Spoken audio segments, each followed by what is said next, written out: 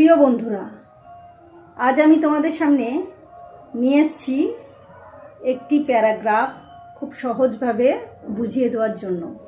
ছোট্ট ছোট্ট বন্ধুরা, দেখো, আমি পড়াতে গিয়ে একটা জিনিস খুবই ফেস করি। তোমরা ইংরাজিটাকে ভয় পাও।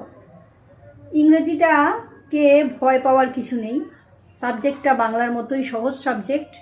একটু ভালোবেসে পড়লেই দেখবে সবাই পারবে। তাহলে এসো, আজকে আমি সহজভাবে একটি প্যারাগ্রাফ তোমাদের সামনে নিয়ে এসেছি। প্যারাগ্রাফটা হচ্ছে আ ফার্মার, ঠিক আছে, একজন কৃষক। প্যারাগ্রাফটা আমি আমার বোঝানোর সুবিধার্থে আগে আমি বোর্ডে লিখে নিয়েছি, কারণ লিখতে লিখতে বারবার ঘুরে ঘুরে বোঝানোটা খুব কঠিন ব্যাপার হয়। তো তাই আমি এই প্যারাগ্রাফটা জাস্ট লিখলাম, লিখে এখন এটাকে খুব সহজভাবে প্রত্যেকটি শব্দের মানে বলে বুঝিয়ে তোমাদের দেব, যাতে তোমাদের, দেখো, 10টা পয়েন্টে ভাগ করে আমি প্যারাগ্রাফটা লিখেছি। এইভাবে যদি তোমরা পয়েন্ট বাই পয়েন্ট ভাগ করে করে লেখো, তাহলে তোমাদের বুঝতেও সুবিধা হবে, যিনি তোমাদের খাতাটা দেখবেন তারও সুবিধা হবে। তাহলে এসো আমরা সহজভাবে বুঝে নিই একজন কৃষকের সম্পর্কে খুব সহজভাবে কয়েকটি কথা, ঠিক আছে? এটাকে পড়াশোনা না নিয়ে এটাকে খেলা হিসাবে নাও, তাহলে দেখবে খুব সহজেই তোমরা এই বিষয়টাকে নিজেদের মধ্যে নিতে পারছো। খুবই সহজভাবে বোঝাচ্ছি, আর খুব সহজ সেন্টেন্স দিয়ে বোঝাচ্ছি। একদম ক্লাস 5, 6, 7 এই 3টে ক্লাসের বাচ্চারাই এইটা লিখতে পারো, ঠিক আছে? 5, 6 আমি এই কারণেই এতটা সহজ করে লিখলাম, 4ও পারো। তো এই কারণেই সহজভাবে আমি এটা লিখলাম, যাতে সবার জন্য, সমস্ত শ্রেণীর স্টুডেন্টদের জন্য এটা বোধগম্য হয়। তাহলে এসো আমি একবার করে ইংরাজি পড়ি আর তার বাংলা মানেটা বলে দিই, প্রত্যেকটা শব্দের সহজভাবে মানে বুঝিয়ে দিই। তাহলে আজকে আমরা পড়ছি কি? আমরা পড়ছি একজন কৃষক বা এ ফার্মার, ঠিক আছে?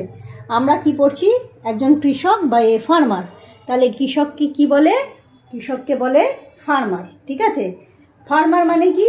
যারা ধরো মাঠে লাঙল চড়ায়, সারাদিন মাঠে বীজ বোনে, তারপরে তারা ফসল তোলে, সেই ফসলটা তারা বিক্রি করে যে অর্থ পায় তাই দিয়ে তাদের সংসার চালায়। তাহলে বুঝলাম কৃষক মানে কি? যারা মাঠে চাষ করে তাদের জীবিকা নির্বাহ করে, তারাই কৃষক। তাহলে ফার্মার সম্পর্কে আমরা বুঝলাম। এবার এসো তাদের স্বাভাবিক জীবনটা কেমন, তারা কিভাবে চাষ করে তার সম্পর্কে খুব সহজভাবে আমরা 10টা লাইন জেনে নিই। এবার বলছি যে এ farmer lives in a village. তাহলে দেখো, শহরে কিন্তু অত জায়গা জমি নেই যেখানে চাষবাস করা যায়। শহরটা ব্যস্ত জায়গা, ব্যস্ত। এখানে বেশিরভাগ কি হয়? মানুষ চাকরিজীবী। তাহলে ফার্মাররা কিন্তু বেশিরভাগই কোথায় থাকে? ভিলেজে। তাহলে বুঝতে পারলে, ভিলেজ মানে গ্রাম। তাহলে একজন কৃষক কোথায় বাস করে? গ্রামে, যেটার ইংলিশ হচ্ছে এ farmer lives in a village. হলো, বুঝলে? এবার দ্বিতীয় লাইনে আমি কি বললাম? হি লিভস ইন এ হাট। ভালো মতো বোঝো, আমি হি লিভ লিখলাম না, কিন্তু আমি হি লিভস লিখলাম, এর সাথে একটা। কেন? কারণ কি? এটা হচ্ছে 3rd পারসন সিঙ্গুলার নাম্বার, হচ্ছে ফার্মার। তাই লিখতে গেলে আমাদের কিন্তু লিভের সাথে এস দিতে হবে। বুঝতে পারলে? এস বা ইএস যুক্ত হয়, সেটা অন্য গ্রামারের পার্ট পরে বোঝাবো, এখন শুধু এটা বোঝো। তাহলে হি লিভস ইন এ হাট। হাট মানে কি? এবার ছোট্ট বাচ্চারা তোমরা বলবে, ম্যাম, লিভস মানে তো বুঝলাম যে একজন কৃষক সে বাস করে, এবার হাট মানে তো বুঝলাম না। হাট মানে হচ্ছে কুঁড়ে ঘর, ছোট ছোট ঘর, মাটির ঘর, চালা ঘর, ঠিক আছে? এই রকম ছোট ঘরকে আমরা কি বলি? হাট বলি। কি বলি? HUT, হাট। বুঝতে পারলে? এতটা বুঝতে পারলে? তাহলে কৃষকরা বেশিরভাগই কোথায় থাকে? কুঁড়ে ঘরে। এবার বলা হচ্ছে, দেখো, but he gets up early morning. তারপরে কি? ফার্মাররা যেহেতু মাঠে যাবে, একদম ভোরবেলা ওরা ঘুম থেকে ওঠে। তাহলে কি লিখলাম? গেটস। আবারও এখানে কিন্তু এস দিয়েছি, ঠিক আছে? হি গেটস আপ আর্লি। আর্লি মানে খুব তাড়াতাড়ি, মর্নিং মানে সকালবেলা। তাহলে ফার্মার কি হচ্ছে? প্রথম লাইনে বলছি আমি, a farmer lives in a village, সে গ্রামে থাকে, সে কি করে, সে হাটে থাকে, মানে কুড়ে ঘরে থাকে, কিন্তু সে কি করে আর্লি মর্নিংয়ে কোথায় যায়, but he get up early morning, সকালবেলা সে কিন্তু ঘুম থেকে উঠে পড়ে। এরপর লিখছি হি গোজ টু দ্য ফিল্ড। এরপরে দেখো তাহলে সে কোথায় যায়, সকালবেলা ওঠে, ঘুম থেকে ওঠে প্রায় 4:30, 5টা, 4টে, এই সময় ফার্মাররা ঘুম থেকে উঠে তারা কি করে, তারা মাঠে যায় চাষাবাদ করতে। এবার তার জন্য কি লিখলাম, he goes to the field. Field মানে কি, মাঠ। ফিল্ড মানে কি, মাঠ। তাহলে বুঝতে পারলে এতটা খুবই সহজভাবে বোঝাচ্ছি, একদম জলের মতো করে বোঝাচ্ছি, খেলার চলে বোঝো তাহলে বুঝতে পারবে। এবার বলছে তারপরে সে কি করে, সে তো ফিল্ডে গেল, হি গোজ টু দ্য ফিল্ড।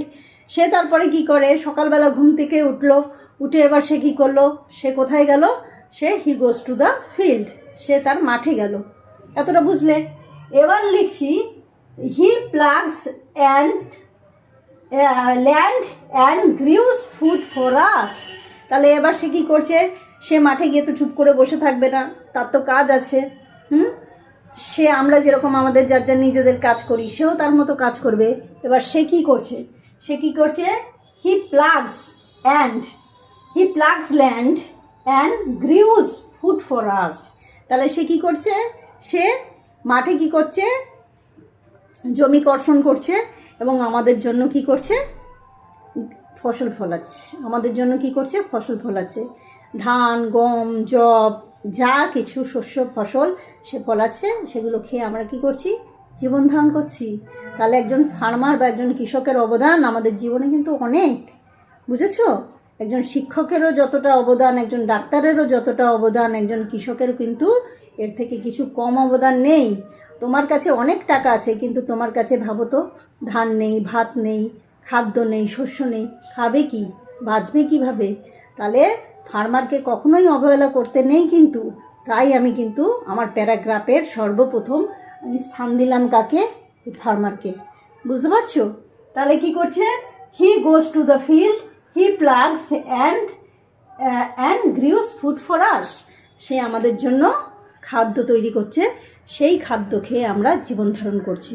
তারপরে কি লিখছে দেখো, হি is our great friend. Obviously he is our great friend. কারণ কি, যে আমাদের মুখে অন্ন তুলে দেয় সেই তো আমাদের গ্রেট ফ্রেন্ড হবে, তাই না? তাহলে এরপরে আমি লিখলাম he is our great friend. বুঝেছো?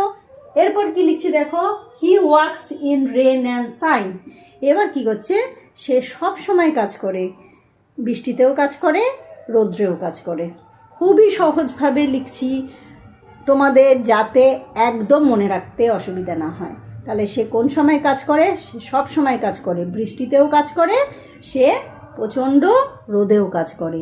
তাহলে কি লিখলাম, he works in rain and shine. সে বৃষ্টিতেও কাজ করছে, সে রোদ্দুরেও কাজ করছে। এবার দেখো, he lives an honest life. এরপরে বুঝে নাও, এরপরে সেই যে কৃষক, তার জীবন ধারণটা কেমন, তার জীবন ধারণটা অনেস্ট। সে সারাটা সকালবেলা উঠে সারাটা দিন মাঠে গিয়ে কাজ করছে, কাজ করবার পরে যে শস্য ফলাচ্ছে সেটা সে বাজারে নিয়ে গিয়ে বিক্রি করছে, করে যেটা পাচ্ছে তা দিয়ে তার জীবন ধারণ করছে, কিন্তু সে সততার সাথে তার জীবন কাটাচ্ছে। He lives honest life. মনে থাকবে, অনেস্ট মানে সততার, লাইফ মানে জীবন। তাহলে সে সততার সাথে তার জীবন কাটাচ্ছে। এতটা অবধি পরিষ্কার? এরপর বলা হচ্ছে a large number of Indian people are poor farmers. কি বলছে, বেশিরভাগ ভারতের গরিব মানুষরাই কিন্তু কৃষক। বেশিরভাগ ভারতের গরিব মানুষরাই কিন্তু কৃষক, ফার্মার। আবার ইম্পর্টেন্ট লাইন। তাহলে আমরা কিন্তু পড়ানোর একদম শেষে চলে আসলাম। তাহলে কি বলছে, large number of Indian people are poor farmers. তাহলে বেশিরভাগ ভারতীয় জনগণ যারা গ্রামে থাকে তারা কৃষক, ফার্মার্স। ওকে, তারপর বলা হচ্ছে we should love this hard working man. Obviously আমাদের সব সময় উচিত এই হার্ডওয়ার্কিং মানুষকে ভালোবাসা, শুধু ভালোবাসা কেন, আমাদের তাদের রেসপেক্টও করতে হবে। ঠিক আছে? তাহলে বুঝলে, খুব পরিষ্কারভাবে আমি বুঝিয়ে দিলাম। এবার আমি শুধু একবার তোমাদের সুবিধার্থে রিডিংটা পড়ে দিচ্ছি। চলো, কি লিখেছি?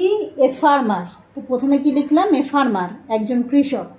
তারপর লিখলাম এ ফার্মার ও লিভস ইন এ ভিলেজ। ফার্মাররা কোথায় থাকে? গ্রামে। হি লিভস ইন এ হাট। সে কোথায় থাকে?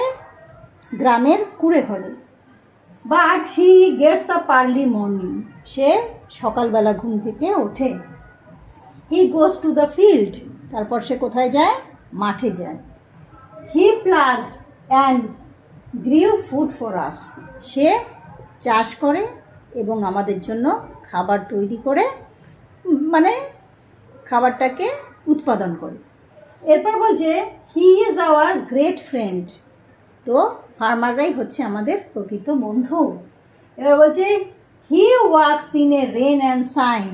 সে বৃষ্টিতেও কাজ করে, রোদ্দুরেও কাজ করে। তারপর কি লিখলাম? He lives an honest life. তার জীবন ধারণ পদ্ধতিটা খুবই সাদাসিধে আর সততার সাথে সে জীবন কাটায়।